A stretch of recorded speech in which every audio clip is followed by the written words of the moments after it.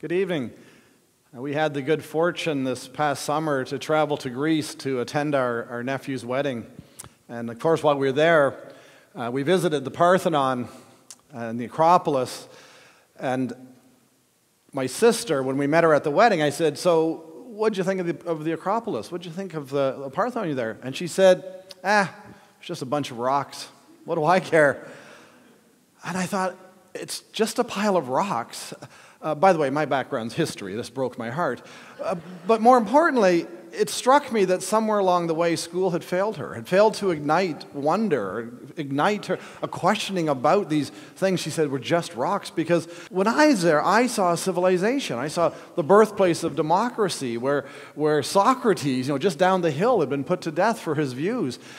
She saw a pile of rocks. And it struck me, what do we need to do in schools to inspire wonder? And I want to suggest to you this evening that schools are at a crossroads. In a digital world where kids carry in their pocket all the information they could possibly want, schools can no longer be a place where we simply pump content out to kids, because we're going to quickly become irrelevant. But I'd also suggest if schools are simply a place where kids come so they can explore whatever they want, I'm not sure there's relevance in that. So how do we find the place of schools and educators in this digital space? And I want to suggest to you, and central to what I want to speak on tonight, schools should be a place where kids experience things beyond what their daily experiences are, where they are excited by great literature and great works of art and ancient civilizations or ideas in math and science. That school is a place to excite kids. And I want to suggest in this vein that in a digital world, two things need to be happening.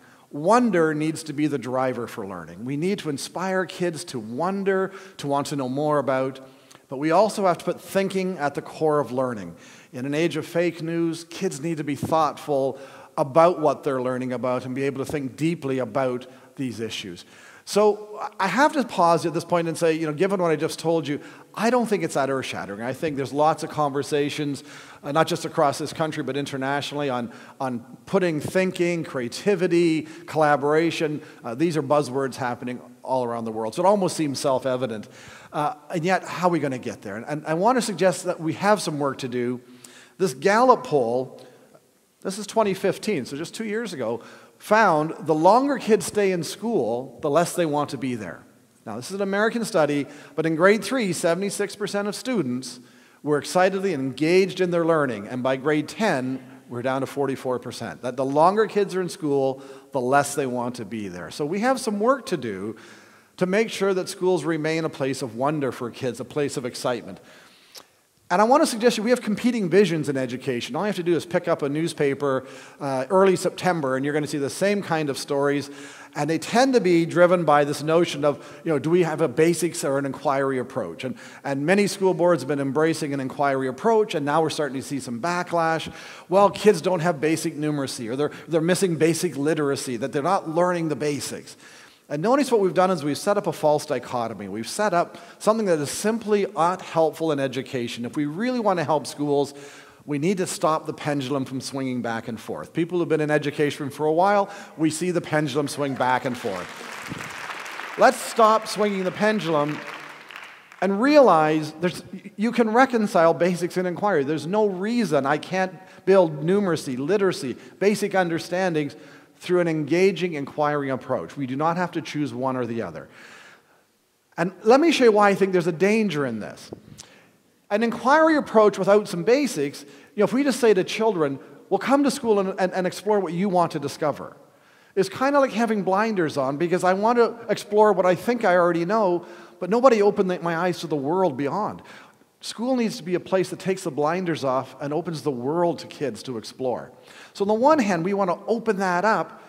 But on the other hand, I want to suggest you can't think in a vacuum. You don't think about nothing. Schools have an obligation to make sure kids are learning the content, the concepts that they need to explore ideas to solve meaningful problems. We need to invite kids into the space to explore meaningful, authentic problems and build their understanding to be able to engage in those problems.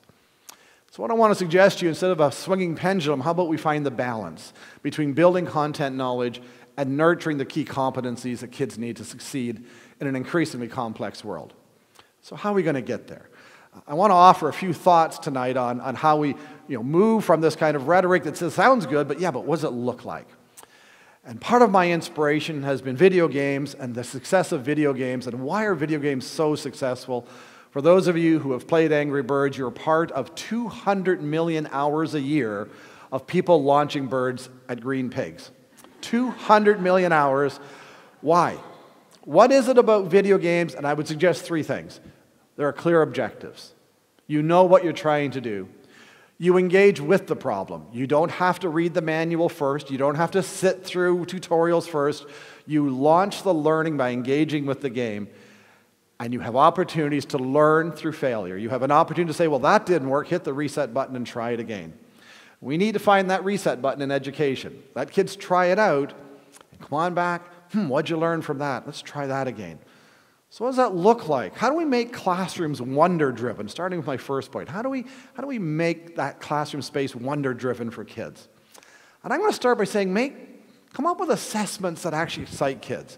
I think far too often assessments for children are seen to be that nasty thing we do at the end of a body of learning. I think assessments should excite kids. They should want to engage with them.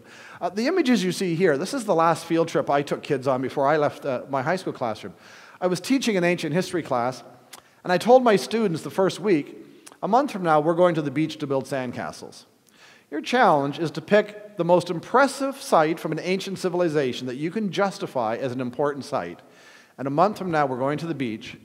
We got there at 10 o'clock. They had 4 hours from 10 to 2 to build the most impressive reproduction in sand that they could. By the end of that 4 hours, we had an area double the size of the stage, covered in sand sculptures. We had Epidaurus, the Greek theater. We had a Roman bath complex you can see on the bottom. We had the Great Sphinx. At 2 o'clock, local newspapers, CTV showed up. Media was there. I need you to understand, I don't care if kids are good sand sculptors. That's not my curriculum goal. What I cared about is that they could ask good questions, that they could find reliable resources, that they could work together and collaborate to pull off something truly amazing. I was building the competencies they would need to work well in my history courses moving forward. The sand sculpting was to excite them, to get them to care about the learning they were going to engage in. And we need to make learning relevant. We need to help kids see that what they're learning has value, has meaning. Sadly, civics for a number of years has been one of the top failed courses in the province. Kids are not connecting with civics. They're 15, 16 years old. They're not seeing the connection. Well, what if we got them to think about, Elon Musk needs some help. He plans to establish a colony on Mars. And most of the conversations I see are about the science that will allow us to eventually colonize Mars. Well, how about the governance? What if we made a civics course about helping Elon Musk think about how you're going to create the governing structure for a new colony on Mars? And what if we looked at Canadian government through the lens of what are we getting right and what are we getting wrong? If you could advise Elon Musk on what we should do when we establish this new colony, what can we learn from Canada's example? Connect it to something that might excite kids, give them that opportunity. And I want to suggest that we make learning what I call real. So I've created this, there are two dimensions, and always I've called it real, not just real. Because one dimension is what's the product or performance? What are we having kids do? I would argue tests for kids are fake. Okay? That for kids, tests are what school makes you do. It's not what life has you do. It's what you do in school. But when you get out of school, I have to take those skills and do something more authentic. So how do we engage kids in creating performances or tasks that are authentic in nature? But my second dimension, who's the audience? What's the purpose of the audience for that task? Let me share with you a quick example. Grade 5 teacher teaching 3D shapes showed kids a variety of chocolate bars, and she said, what do you notice about the shape of most chocolate bars in their packaging? And the kids said, well, they're all rectangular prisms. Except which one? Anyone can think of a chocolate bar that is not a rectangular prism? How many of you are thinking Toblerone? Right? By the way, part of its brilliant marketing is its triangular shape. You see that, you know Toblerone, part of their marketing campaign. So then she showed them cereal boxes. And she said, I want you to imagine that a new cereal is being launched, but they need to get space on crowded shelves. We need it to stand out. Their challenge was to design a new cereal box that would get your cereal to stand out, but it had to meet these 3 criteria. It had to ship easily. It had to stack easily on shelves. And then you had to be able to pour it easily. And so kids engaged with learning about 3D shapes and working with nets and learning their math through a challenge that they saw as authentic and real. Now, I'm going to tell you, if you can remember the grid that I had up there that had fake, I would argue this is a fake real task. The task is real. The problem was when the designs were done, they were brought in, they sat in the classroom, the teacher marked them and sent them home. Think of the opportunities had we brought in some outside guests to look at those, to give feedback, or sent them out to a marketing company, that we create a real audience and a real product. The power for learning when kids are creating authentic tasks and presenting them to a real audience. And we want to use provocative launches, and I'm using the term launch to say, don't make the interesting task the end of the unit, the end of the learning. Use the provocation as a way to hook kids. Last year, I was asked to teach a lesson to grade 2 students in British Columbia on the water cycle. Now, I don't know if anyone in here has taught that, but that can be a boring, kids label a water cycle. It's not the most riveting. And I had to think about, what am I going to do to get kids excited about learning about the water cycle? So here's the question I asked them. I asked them, how likely is it that we drink the same water that dinosaurs drank? And I can tell you those grade 2s immediately came to life. They were thinking about dinosaurs drinking water. We don't drink the same water. In fact, I gave them a dashboard. And I said, where would you be from, no way, we don't drink the same water? Okay, maybe, it's likely. And I can tell you, in the first 10 minutes of my lesson with the provocation posed, the vast majority of the kids were saying, no way, we don't drink the same water as dinosaurs. Well, over the next 45 minutes, they learned about precipitation and condensation and evaporation. They started to think about that, and they started to think about that as a cycle. And within 45 minutes, they changed their minds. And now they're saying, well, actually, maybe we do. And the beauty was, we said, well, now we introduced a number line to them and said, well, so if you're drinking the same water as dinosaurs, then how likely is it that your ancestors 7 generations ago were drinking the same water that you're drinking? Well, that made sense because they could see it on a number line. So 7 generations forward, will they be drinking the same water? Well, yeah. And it launched them into an inquiry on what we can do to protect our water supply, because they have an obligation for future generations. But notice this provocation, we had them hooked from the very beginning of this lesson. And how do we put thinking at the core? So my first is, how do we get wonder into learning? And how do we make sure that we're engaging kids in deep thinking? And I'm going to start by saying problematize everything. Everything I do in my class should be an invitation to think. Everything is a problem to think about or to engage with. And when I say everything, I mean teaching content. Just teaching straight up content is still a problem to solve. Let me give you an example. So imagine that some of us in the room are considering a new car and we're thinking about the new Tesla Model 3.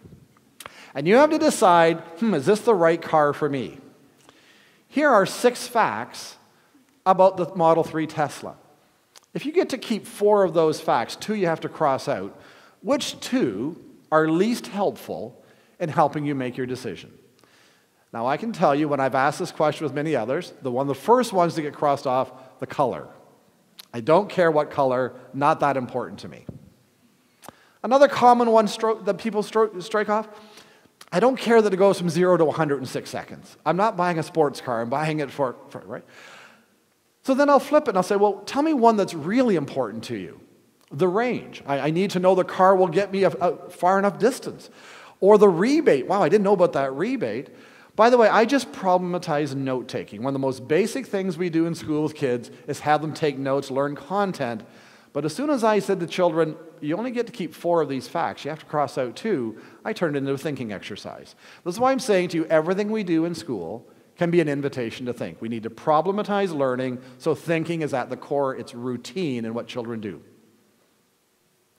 And we need to get beyond notions of correctness. Right?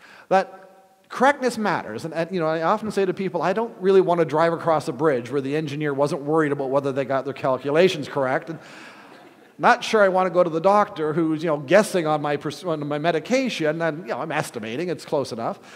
Of course, correctness matters, but as educators, what should matter most is what we would call provably correct. There's 2 different types. There's obviously correct, and there's provably correct. By the way, to a 4-year-old, 2 plus 2 equals 4 is provably correct if I'm 4 years old. If I'm in grade 9, 4 times 4 is 16 should be obviously correct. Our focus in math classrooms should be the justifications. How do you know your answers sound? That we get beyond simply, well, I plugged it into a formula, I think I have the correct answer. Can you justify that answer? And we need to help students build the intellectual toolkit they need that will help them be successful. And by that, I mean these three pieces. Building their background knowledge. I said earlier, we don't want this swinging pendulum. We need to build content knowledge because we need to build students' background so they can make informed, thoughtful decisions. At the core of all critical thinking is applying criteria to help you make thoughtful decisions and teaching kids structures, organizers that can help them make sense of information, helps them see patterns, help them make connections, help them make thoughtful decisions. And finally, I want to suggest we need an iterative approach to learning that embraces what I call productive failure. We need to launch with the problem and let kids continually loop back and try things again as their learning unfolds. As an example, I was working with a group in Alberta, grade 10 science class. They were doing an energy unit. Put up this picture and we asked the kids, which is these two sides, because your job is going to be to design the most exciting giant slide you can, and you're going to make a pitch to your local town council to try to convince them to build it. Which one of these would go the fastest? And I can tell you the majority of kids thought the ones on the right, that slide would be faster. We took out a ball bearing and we dropped it down a curved piece of metal and a straight piece of metal, and the curved one beat it by a long shot. And the kids' jaws dropped. They said, really? Because every drop is an energy conversion. It's picking up speed. They're going, oh my God. Well, we invite kids, if you were to design your perfect slide, sketch it out. Now, every day they learned a lesson in science, they would go back to the original drawing and they'd say, hey, I'm on the right track. Oh, I know a modification I should make. Notice, instead of the more traditional, we teach all the science, and then we say, now that you've learned all your science, build a bridge. We launch with the invitation to create a bridge, and every day you learn, you'll make revisions, refinements, you'll think differently about that as it unfolds. And let me just finish with this thought. I love these quotes from John Cleese, first of all, who said, from Monty Python, he said, one of my colleagues in Monty Python, he said, was a far more talented writer than I was, naturally a more gifted writer. He said, but I produce better skits. And I was always curious why my skits turned out better. And he said, I began to realize that my colleague, he'd come up with an idea, and that's the idea he'd run with. He said, but I wouldn't. I would stick around for hours reworking my idea, thinking it over, reworking it again.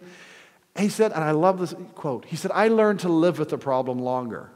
And because I lived with the problem longer, I produce better skits. We need to let our kids live with problems longer. Let them muck about. Let them mull it over. Let them realize that's not working. I need to figure out why. Let children live with the problem longer so it goes deeper. And Andrew Staunton of Pixar Films uses this phrase often, fail early, fail fast. And he says that because he says to fail late in a film project is to cost the theater, or so the movie company, millions of dollars. You do not want to find out at the end of the product, upon that release, your movie stinks, because you just lost millions. You want to find out early that the conception you're working with has some flaws. So, as John Cleese said, you can work it over, you can rethink it, you can live with the problem. Fail early, fail fast, so we can use those productive failures to move forward in the learning, to let kids embrace the risk-taking and have the chance to fix. So I want to finish just by going back to these rocks that were just rocks and say, as teachers, as educators in a digital world, I think what we need to be doing is helping kids discover the wonder in learning that helps them see the story within the stones, to get behind the stones, and by putting thinking at the core, nurture the deep understanding and the genuine competences they need to succeed in the increasing complex world they live in. Thanks so much for your attention.